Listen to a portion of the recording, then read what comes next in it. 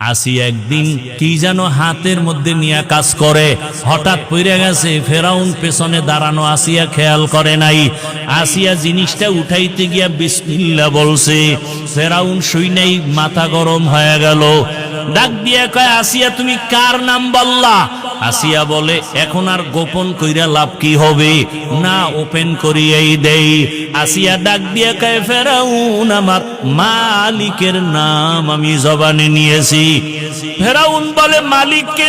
মিশরের তো আমি খোদা। আসিয়া বলে, না, তোমারে যিনি বানাইছেন তিনি আমার মালিক। আমার মালিক একমাত্র আল্লাহ, তুমি ফেরাউন না।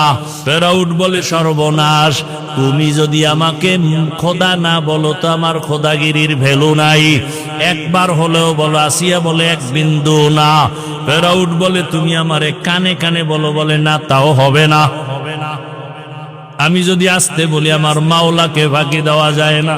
মিশরের মানুষ তোমারে ফাঁকি দিতে পারে, আমার মালিকরে ফাঁকি দেওয়া অসম্ভব।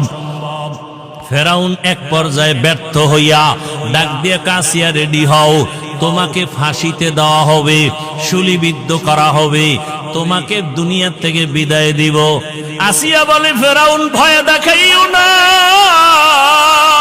দুনিয়াতে একবার আসছি, একদিন যাব, তবে আমার মালিকের না নিয়ে যাব না। আমার অন্তরে যে মালিকের মহাব্বত, আমার এখন টাকার মহব্বত নাই, ক্ষমতার মহব্বত নাই। আমার পরিচয় আমার মালিক, আমার অন্তরে আমার আল্লাহকে জায়গা দিয়েছি। এখন আমার মরিয়া গেল আমার শান্তি, বেঁচে থাকলেও আমার সার্থকতা, আমার কোনো টেনশন নাই। ফেরাউন এক পর্যায়ে ঘোষণা দিয়া দিল, আসিয়ার ফাঁসি হবে, শুলিবিদ্ধ করা হবে। হাজার হাজার মানুষ রেডি হয়ে গেল দেখার জন্য। যখন আসিয়াকে শুলিবিদ্ধ করার জন্য মাঠে নেওয়া হয়, হঠাৎ করে আসিয়া কান্না শুরু করলেন। ও দয়ার মালিক, আমি ফেরাউনের কোনো ক্ষতি করি নাই, শুধু আমি তোমাকে আল্লাহ বলে স্বীকার করেছি, তোমারে সেজদা দিয়েছি, আর কিছুই না। আজ আমার ফাঁসি দেওয়া হয়, তুমি আমাকে ধৈর্য ধারণ করার তৌফিক দাও। আসিয়া হঠাৎ তাকায় দেখে রাস্তা দিয়া মুসা নবী হাঁটিয়া যায়। ডাক দিয়া কয়, নবী মুসা, জানেননি আমি আসিয়ার কি হালাত? কয়, জানি, তোমার এখন ফাঁসি হয়ে যাবে। মুসা নবীকে আসিয়া বলে, নবী, আপনি একটু জানতে চাই, দোয়া করবেন, আর এই মুহূর্তে আমার আল্লাহ আমার উপরে রাজি না খুশি? আপনি তো আমার মাওলার সাথে মাঝে মাঝে তুর পাহাড়ে গিয়া কথা বলেন, ওরে আপনি তো কত মজা গ্রহণ করেন। আমারও তো মনে চায় মালিকের কাছে গিয়া কথা বলবো। আমি তো সেই রাস্তা খুঁজতেছি। বলে, মরণের পর্দা ভেদ করিয়া যাও, মালিকের সাথে মোলাকাত হয়ে যাবে। মুসা নবীর কাছে দোয়া চাইলেন, আর জানতে চাইলেন আল্লাহ আমার উপরে বেজার না খুশি? মুসা নবী বললেন, হ্যাঁ আসিয়া, তোমার উপরে আমার মাওলা এখন অনেক খুশি। আসিয়া কথা শুই না আসমানের দিকে তাকাইয়া একটা চিৎকার দিয়া বলে, কালাত রব্বি বিনিলি ইনদাকা বাইতান ফিল জান্নাহ।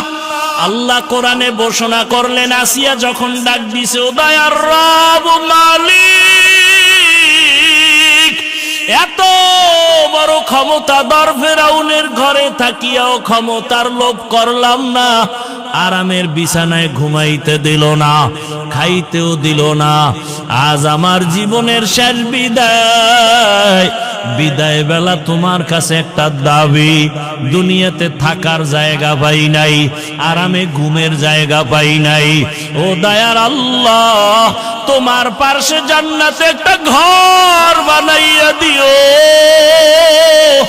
তোমার পার্শ্বেই যেন আমি জান্নাতে একটু থাইকা আরাম করতে পারি। আসিয়া এই দোয়াটা কইরা ফাঁসির মঞ্চে যায়, কান্না বন্ধ করে এবার হাসতেছে। ফেরাউন কয়, বিপদের সময় কান্না বন্ধ, হাসো কেন? আসিয়া ডাক দিয়া কয়, ফেরাউন, আমি যা দেখি তুমি তা দেখো না। আল্লাহ আমার অন্তর চক্ষু খুলে দিয়েছে। দিন আমি তাকাইয়া দেখি ওই জান্নাতে আমার ঘর, ওই ঘর আমি এখন নিজে চেহারাটা দেখতেছি। আসমানের মধ্যে লক্ষ লক্ষ ফেরেশতারা আমাকে নেওয়ার জন্য অপেক্ষা করে, আমাকে জান্নাতে নিয়ে যাবে।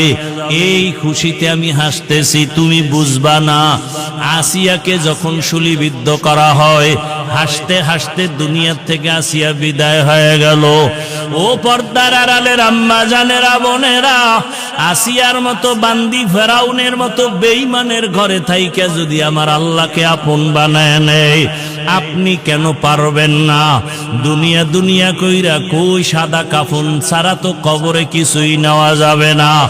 এখনো সময় আছে, তওবা করেন, আল্লাহকে ডাকেন আর বলেন, হে মালিক, জীবনে তো কম বেপরদায় চলি নাই, আর বেপরদায় চলবো না, নামাজ ছাড়বো না, মোবাইলে সময় নষ্ট করব না, স্বামীর মাল খেয়ানত করব না, স্বামীর মাল হেফাজত করব, নামাজ পড়ব, সন্তানগুলোকে আদর্শওয়ালা বানানোর মেহনত করব। এখন যদি তওবা করে নেন, দরজা খুলিয়া যাবে। ও আমার কলিজার যুবক বাবারা, কয়দিন আর দুনিয়ায় যৌবনের বাহাদুরি করবা? মনে চাইছে দাড়ি কাটছো, মনে চাইছে নামাজ ছাড়ছো, কম শখ মিটাইয়া তো গুনাহ কম করো নাই।